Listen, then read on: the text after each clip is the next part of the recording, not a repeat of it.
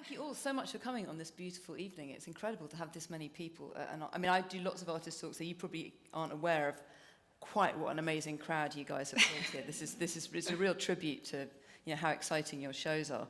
I want to kind of just start off by talking about painting itself, because journalists like me quite often write about the idea that there are kind of trends happening in any one moment, and there's been a lot of writing recently about this idea that we're in a really hot moment for young women painters. And here you are, three incredible young women painters. And I'm interested to know whether painting was always your medium. How did you come to painting? Was it straight in, or was it something that you came to gradually? And also whether there was an artist who was almost a kind of gateway drug for you as a painter that kind of suddenly kind of woke you up to the possibility of the medium. Ilana, was it something that you kind of dove straight into in a very intuitive way? Yeah, I mean, I think my mom, who's here, can attest to this, but I was drawing and painting before I could really talk. So it was always just like a default kind of, I've always been more comfortable languaging myself visually than through language. But I was also raised in Barranquilla in Colombia, which is where I think it's a sort of birthplace of magic realism, or at least it's rumored to be the birthplace of magic realism. And so I was surrounded by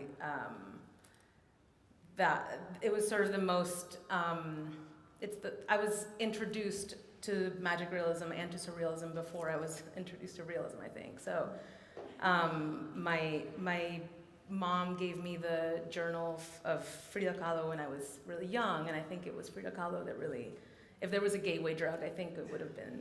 She's a good one to start with, yeah. Yeah. Quite intoxicating. Yes. Yeah. Yeah.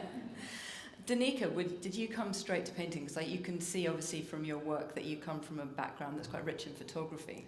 Well, actually, a background maybe from my parents' photography, for sure. Wow, this is intense. Yeah. But not really. Photography wasn't my medium. I was a avid drawer for a long time, and that's how I learned. Actually, my dad taught me how to draw using his old Michelangelo books, his sculptures. So I learned from copying Michelangelo's sculptures when I was really little. And I'm trying to think of a good gateway drug painter to start off with, but I didn't get to see paintings in real life for a really long time until I think I went to New York in 2012 with a field trip, and I think that actually the first exhibition I ever saw was Maurizio Catalan at the Guggenheim, which was not a painting but kind of an explosion. Visual explosion. But the painters that I think I go to the most, that I kind of like worshipped to start with were, Van Eyck and Hans Memling and all those painters where you go up to them and your experience isn't just visual, it's sensorial. It's like you feel like you want to, as actually you were saying yesterday, you want to lick the painting, you want to sort of like ingest it in some way. And I think looking at those, early Netherlandish painters especially, it's something about the textures just really feel like they are hyper alive in a certain way. So that's my, Yeah, oh God, wow, quite loud. I have a very, similar story, I think, to both Danica and Ilana, in that, I was always drawing and painting from a young age. I think it's quite an automatic thing to do if you're in any way creative. It's like it's the thing you begin to do. You draw, you paint. It's an automatic technique. So I was quite imitative in the sense that I was painting and drawing pop stars like Jimi Hendrix and Marilyn Monroe, and just like, they're awful to look at now, but that was how I began. And then, but it wasn't really until I went to art school that I discovered proper painting, as I call it. So I started to be influenced by a lot of old master painters, and I guess the gateway artist would be trying to think maybe when I was in first year BA, it would be like Velasquez or Chardin or lots of the Flemish Northern Renaissance painters. But then as I started to become interested in them and try and work out what they were doing, I think, again, it's this automatic thing of trying to get to the source, like, why are they interesting to me? And it's because they were influenced by people before them, like Piero della Francesca, Fra Angelico, and then you begin this almost succession of influence, but in reverse. You go to Giotto and Duccio, and then you end up somewhere in the 13th century as you go back.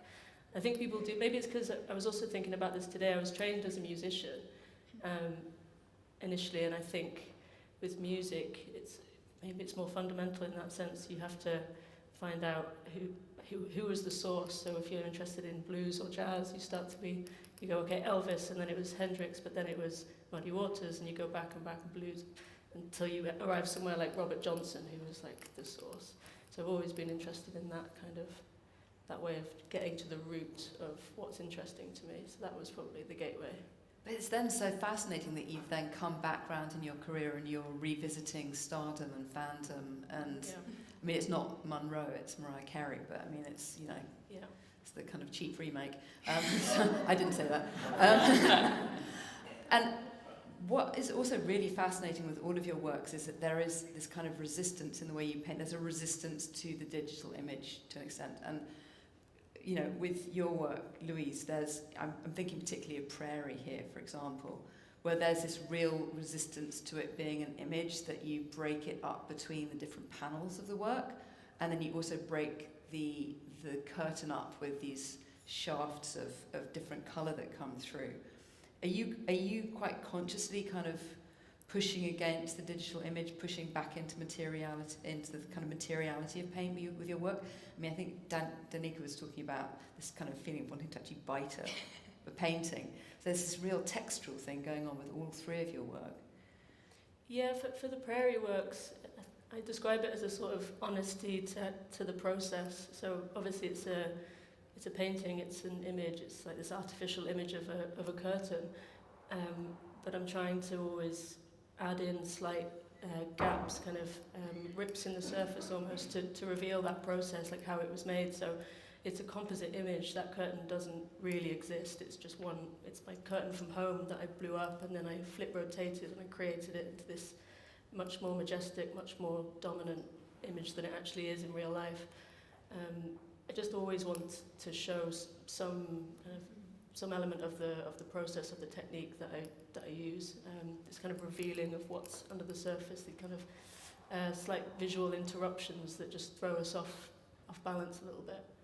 So it's not, you create a kind of uneasiness as well, don't you, with that? You don't allow people to kind of relax into the idea that they're actually looking at something that's a representation of something from life.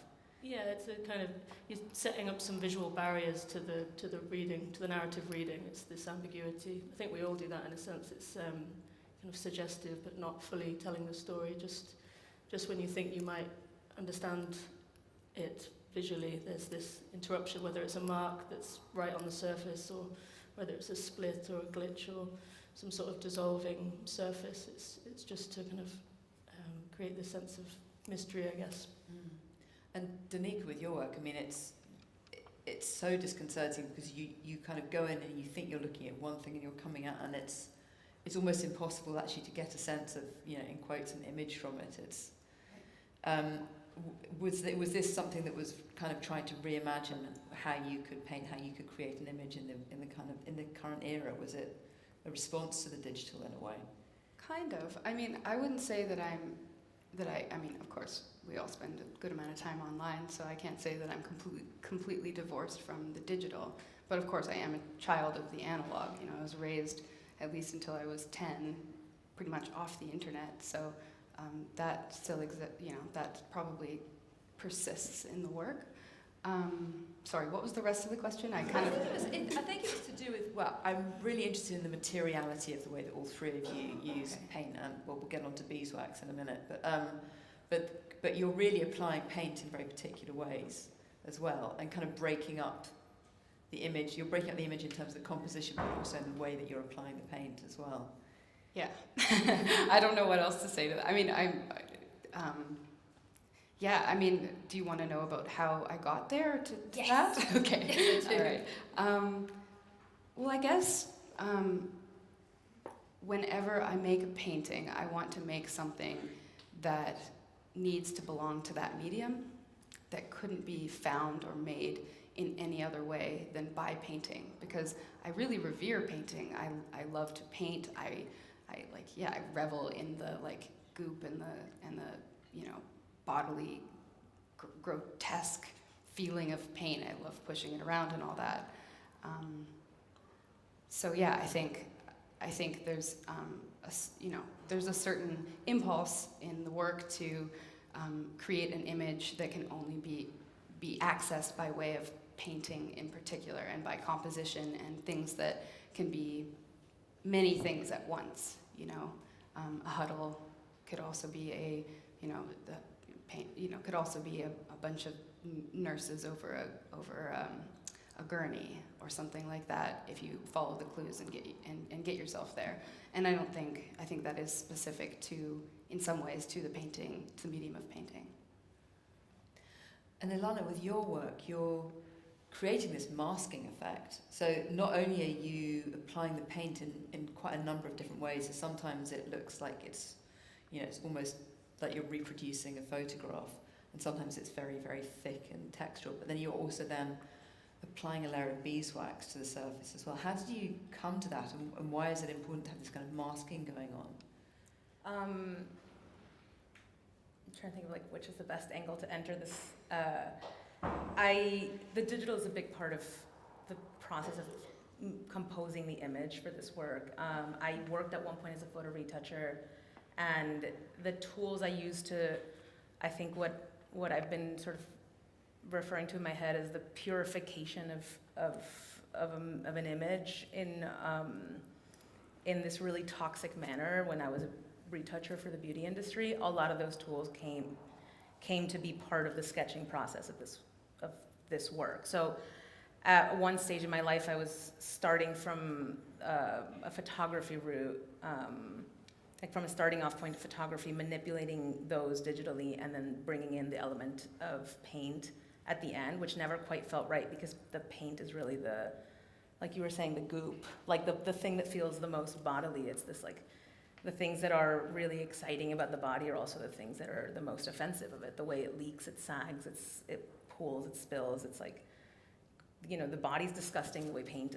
can be disgusting, sticky. And so I'm a sort of fan. I'm a fan of sticking my hands in something and understanding it that way. And so I think masking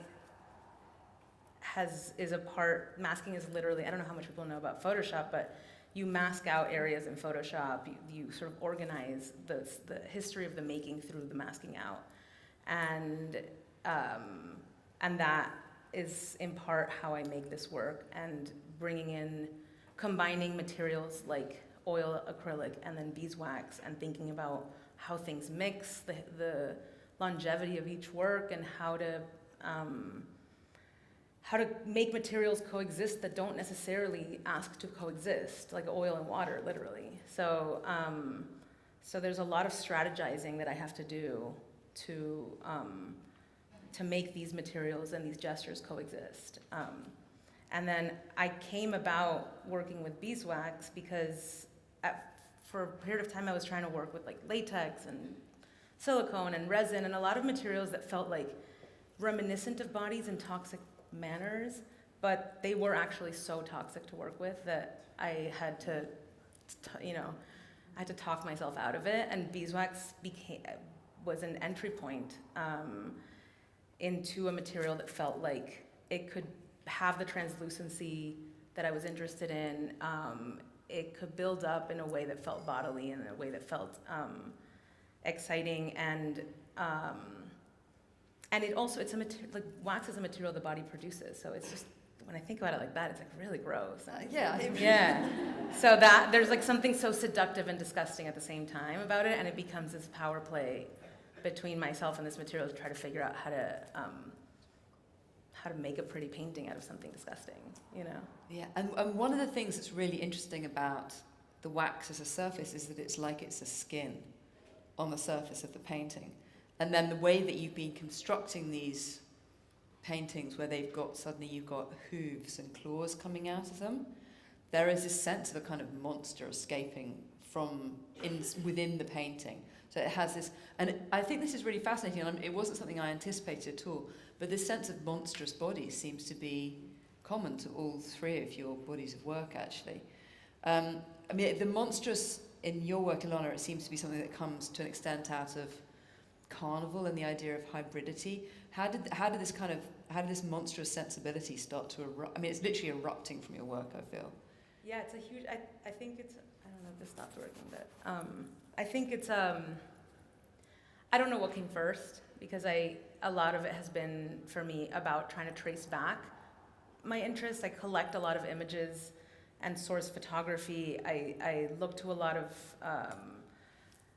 horror and film as sources for the work, and a lot of those sources came about because they were being recommended to me after I was making some work. So I don't know what came first, but it's definitely this interest in the uncanny, in the abject, in the sort of exaggeration of the body as like modes of dissent and forms of protest, taking up more space than the container that's been allotted for you. Sort of probably the starting off point. Yeah, it seems there's something kind of outrageous about the works, Yeah. isn't there? That it's like, it's almost rude. Yes, in a good way. Exactly. No, absolutely. And Louise, what's also interesting with the way that you address this is that there's this tension between the kind of sacred and the monstrous in your work as well. So you have, I think that is the work Altar, which is that scene where it's just a kind of monstrous moment of transformation, but then you also have these figures coming in that are kind of almost divine, and they're sparkling, and they're in this kind of church-like light as well. And that's, I mean, this seems to be quite a central tension in some of the kind of imagery you're exploring as well. Yeah, definitely within this show I've been exploring almost like contemporary modes of devotion or notions of worship, and how they relate to like kind of previous notions of worship that would take place, hundreds of years ago in churches or sacred places in the presence of icons, and I'm trying to create this link between the two things and show that there's still this human need for it. And so I'm finding these instances within film, within TV, within theatre, and the piece that you mentioned, Altar, is from the film Carrie, with the actress Sissy Spacek, that moment where what's the moment just after she was crowned, I think, prom queen, and she's all happy, and there's this, I actually made a series before this one of the moment where she's very happy, not knowing that a split second later the whole tone of the film will shift. So this is really the part 2, where the pig's blood is thrown at her, and she's got this kind of monk scream, almost like stretching out, gory tone to it. So yeah, I guess I'm interested in that transition, that very quick, momentary transition from happiness to just total carnage, and the ambiguity of her expression in that painting is something I often explore, especially with the portraits. And they often have women in, I don't really know why, but with these very ambiguous kind of expressions of, could be almost like erotic, could be anger, could be all sorts of things. And what's so interesting also seeing that particular work next to Ilana's work is that the transformation that's happened to her face in the film is that she's in a way been painted. Yeah. So you've got this almost like dripping paint mask that's making her monstrous, which then really relates quite an interesting way into what you're doing. So Danica, I mean, obviously the body is a huge, huge theme for you. I could probably just sit and chat to you for about 3 hours about it, but I'm going to try and contain myself. But how did you start doing this thing of literally going into the body? Because there's so much about the work that seemed to be to do with feeling, and I think about somebody like Maria Lasnik and this kind of like body feeling sensation going on with the work. How did you start literally going inside the body? Well, I think that the source of all the paintings have always been sort of an inside-out approach. Like if I'm starting, like the seedling of a painting comes with a really strong feeling or a thought about like something poignant or funny or pathetic or painful about human nature, but also that encapsulated in a feeling in the body. So I guess it didn't come right away. I've come to that avenue, I guess, by realizing, if I'm trying to make a narrative in painting, there's nothing that stops you from stripping away what doesn't need to be there. And I think actually it might have started when I realized, I wanted to make this painting of the point of view of an engine looking into the car, seeing like the people driving in the car, because it seemed like the right thing to do, that made sense at the moment. But I think if I wanted that, if I wanted that perspective, I had to strip away, the nuts and bolts that would prevent me from seeing everything that I needed to see. And in that moment, I realized that I wanted, the ignition to be visible, because that's also a starting point. That's a place, that's a key, that's like a transition from one state to another, on to off. And so the key became this like floating emblem in the middle of the painting, just because I couldn't do it any other way, really. Like it just made sense. You just needed to strip away everything that you didn't need and keep what you do, if you want everything. If that makes sense. I'm going to come back to the monstrous and the body in a second, but just in response to what you were just saying then, what's so interesting about it is that if you think about cinema, you always think about whose viewpoint you're watching somebody from. And if you're in a horror movie and somebody's looking at a character from a bush, you're like, oh my God, there's something terrible that's about to jump out of the bush. Yeah. But what's happening with your paintings is that inanimate objects are spying on us, which is so much part of the contemporary condition. It's really fascinating. So it's like you've got these intelligent machines that are taking a view into human life, but then inside the human body as well. Right. But to go back into this thing of the monstrous, there's also really this, it seems like you're so interested in particularly kind of fluids and liquidity and sweat and nausea and menstruation. I mean, we have obviously very evidently the used tampon in the locker room picture. And this thing of the abject that Ilana was talking about as well, and the kind of disgusting aspects of the human body too. Right. It just feels real. I mean, it's what we experience every day. And I guess I want to paint things that feel like they are very true to me, and maybe to other people, in this way that you generally conceal those things about yourself because you think no one wants to see them. Of course, no one wants to see your bloody tampon. Like that makes a lot of sense. But if you're inside of a gym bag, and maybe you have an emergency and something happens. This is we've all experienced something like this. It's like body horror, right? And if it's inside of a bag, it's just an X-ray version of it. Then it's there, full front, just exposed for everyone to see. And that's sort of, I guess, another version of, cross-section of a body, or a flaying of a limb, is just getting to see what is there, but what we try to hide, or what is hidden all the time. Yeah. Related to that, I'd really love to know a little bit about how all of you work in relation to new technologies, because obviously until recently we wouldn't have been able to see inside a human, or have the idea of what the inside of a human body looked like in that way. And obviously you were talking about working on photo retouching and stuff. Louise, do you use digital technology at all in the way that you're composing things? What role does it play?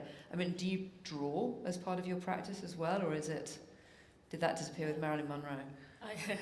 Yeah, that was then. I don't use drawing as like a preparatory tool for the painting in any way. I just attack the canvas straight away and the image starts to appear, because I make underpaintings, which is a very traditional method, I guess, where it's kind of a drawing, I guess, but not linear, so it reveals itself through volume and light, and it's the base layers. It's almost like a blueprint or a map that helps you then continue the painting.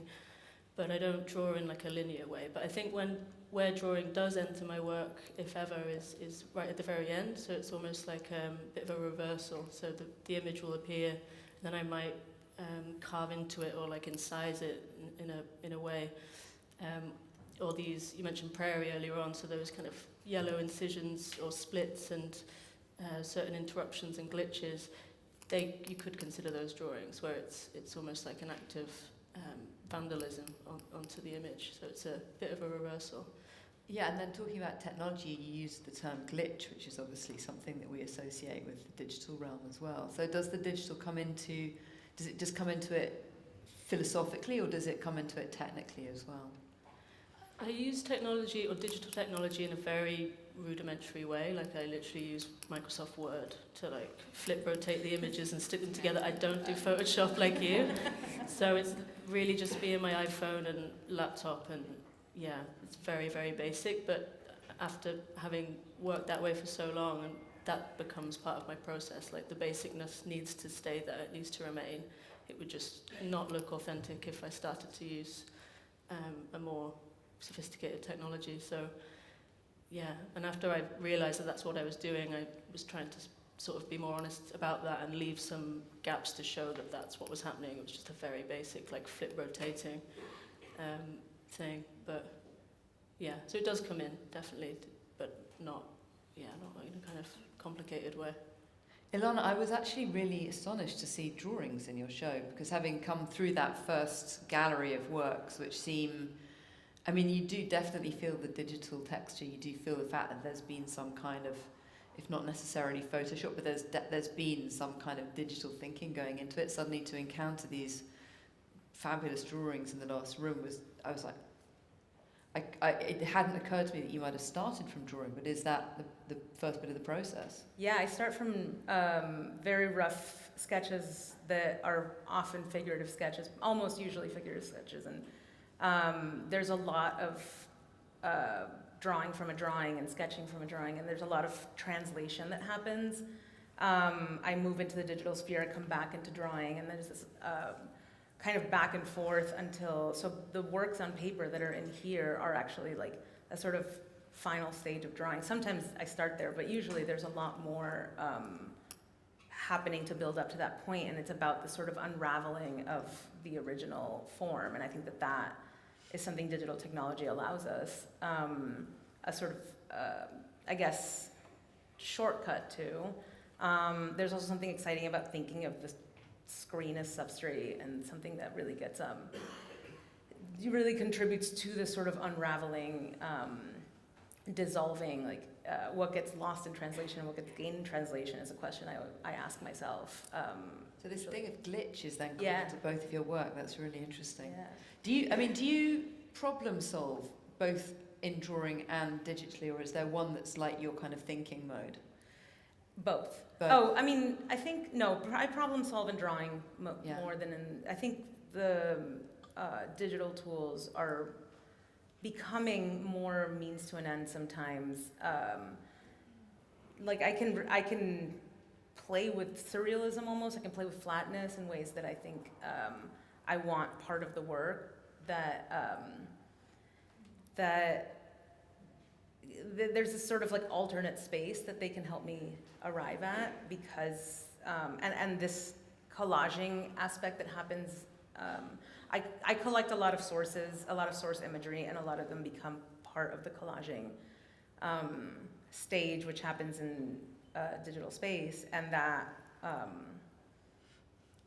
allows me to kind of shift conditions a lot in the work. So I work with a lot of microscopic photography, and then a lot of the sort of dissection of the human cell, or photography of different organisms that feel like they perform in ways that just are physiologically interesting to me and aesthetically interesting to me, and then they become part of the sketching process in the digital space through collage. That's really interesting. I'm going to come back and ask you in a second about the kind of research that you do with the image research. That sounds amazing. But Danica, I just want to go back to this thing of the way that people use technology in painting, because I think it's so interesting this has become, it's almost like a new crossover field of a kind of digital realm of painting. what role does digital stuff? I mean, do you collage stuff digitally at all before painting? How does it work? No. I mostly, so my paintings are all, I start with a drawing and make, I guess I think about it as like the bones of the painting. So like the architecture, the thing that can keep the, keep the picture there going, even if the paint is going off the rails. There's still that like sense of anatomy to it. But as far as digital goes, I mean, I started just out of necessity and ease. I started using just an iPad drawing tool because you can pinch in and turn around, and I think it's like Sketch, AutoCAD. I don't know. It's one of the first ones that comes up when you Google drawing app, whatever. So I started using that just because, I fill up sketchbooks really quickly, but that just came out of necessity because I didn't have time to, usually I'd draw something and then I'd rip a hole out and then sort of draw something else or add more paper to it and sort of create something bigger. And if you have the technology, you might as well just use it if it's going to streamline. So I found that really helpful. But it's not like a huge part of my my work, and I don't project. So it's mostly just like a physical undertaking. Like it's mostly just like me and the canvas, because I guess I like not having an intermediary. I like it being sort of a physical undertaking or something. So yeah, I'm sure, like I said at the beginning, we can't divorce ourselves from the digital because we are like, cyborg beings with our phones like attached to our hands, like I can't say I'm not like influenced by the digital, but it's not actually that big a part in what I do. And so don't really use photography, so I don't use Photoshop, so. Yeah, Ilana was talking about doing this image research digitally, though, and do you collect loads of disgusting images of the insides of people's bodies, or do you have a phone like a surgeon's phone? I follow, this is gross, but there's an Instagram account called Just a General Surgeon. I don't know if you guys know about it. It's like it shows, just what you'd expect, lots of surgeries. But, that just pops up once in a while. It's not the thing I watch all the time. I'm not, total. So, but yeah, no, I definitely collect a lot of images, but they're varied, and definitely not just the inside of bodies, I think. But the inside of cameras, the inside of because it's all, it's like one of those fantastic old car manuals where you'd have the car kind of spring apart. I love a manual. Yeah. Okay. It's showing mechanics. It's showing how things work. Yeah. And I think, don't go in there and try to figure out how to put a camera together. That's not going to happen in there. But it's sort of an imagined way of the mechanics of the big painting that I have at the back, it's imagined version of the mechanics of the thing that is so ubiquitous to all of us. Our phone, a photo that has gone from being just a specialty item in the 1850s to something you take and use all the time. But imagining the insides of it feels like a proper thing to do because it's a vision machine, and that's sort of what we all are in our own way, so. Louise, I'm assuming that you also go through quite a lot of image research as well, because a lot of your works have got this kind of deep referentiality, particularly to cinema, and to performance in general too. So how do you go about researching images? What kind of, I'm assuming you're not looking at general surgery. No, no, definitely not. But I do follow. Yeah, Instagram is funny for that. It throws up so many images that it's so quick, like the image proliferation. And I'm always doing screen grabs of just everything, whether it's social media, TV, things I see in the street. It's just constant, and it goes into this image bank on my phone of like 5,000 images I think I've got at the moment, and I just scroll through it all the time. It's almost like it's like a visual repository, like my thinking is just there, my brain's there. So what kind of stuff's in that image bank? Well, can be loads of stuff. It might be art historical paintings. If I go see a show, it'll be a a snapshot that I've taken, not of the whole painting, just one element that I like. It might be like some Flemish hand like this, but then it could also be the texture of a rug that I see in a hotel, or it could be something on the street. Often it's light phenomena, like some sort of sparkles or glitter, or how light has reflected or interacts or behaves with on a certain surface. So Ilana, it sounds like there are all kinds of bits of image research that are going into the works that we're not aware of, but they're feeding thematically as well as formally into the works. So you were mentioning, was it cellular structures and... I'm looking at, actually I have the same, like my Instagram is a horror show. And whatever the person that makes me feel like it's the same Instagram. But yeah, it's, I like to follow accounts because it's this kind of like accidental research where you're just like, wherever you stand, you've chosen to surround yourself in social media with the imagery that feeds you. But yeah, I relate to a lot of things through image in this work. So I'm not, a lot of the source imagery is of different types of organisms that I feel like I can find a relationship to power in a way that I find interesting. So I look to a lot of parasites, microscopic images of viruses, like things that feel like they behave in a way that's interesting to me, and that they represent something of like the parasite's like a trickster, you know, and there's this kind of way of taking over a host body and forcing it to change that almost feels like this, I don't know, protest form. That's exciting to me. So I start looking at a lot of images of parasites. I'm not gonna actually like sit and touch a parasite, so I'm relating to it through image, right? So I think that like, once that becomes the case, a lot of my relationship to the things I'm working with of the body are through image, and I think that that's kind of goes back to the conversation about the screen and the digital approach to making, where there's this relationship to the image as one form of experience rather than the kind of bodily lived experience, and part of making this work becomes about this collision of both. Hearing you talking about microscope images and seeing the colours of those works, it's really making me see the colour in a very different way, because I'd assumed that the colour was very much related to, you know, Colombian carnival and the kind of devil and his procession of female demons and all of this kind of colour going on. But do you think that because you have these incredible highly toned artificial colours that are given to microscope images, has that influenced the way that you use colour at all, do you think?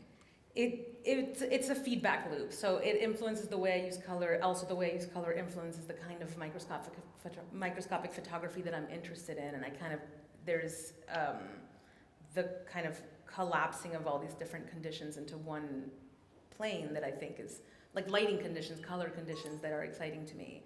I think I work really instinctively with color, and then I've gone back later to sort of find the root of that interest, the root of that instinct. So I trace a lot of it back to growing up in the city that births the carnival every year. But I think it's also color that's found in queer spaces that I inhabit. It's color that's found in digital spaces that I inhabit, and it's color that's found in the interior of the body, and it's also color that feels toxic sometimes, like the excess of it. There's a word in Spanish called empalagoso that I've never been able to translate directly in English, but it means like when something is so sweet it's disgusting, and it usually refers to It's food. like cloying. Cloying, yeah. That's the closest word, but yeah, it's like excess of the sugary kind of sweet taste that gets to this point of toxicity. And I think that there's a seductiveness to color that I can play with to like I'll use like these saccharine colors to make you look at a parasite, you know, and I think that that's this like power that I enjoy exploiting. So there's a definite aspect of seduction as well as the monstrous going on.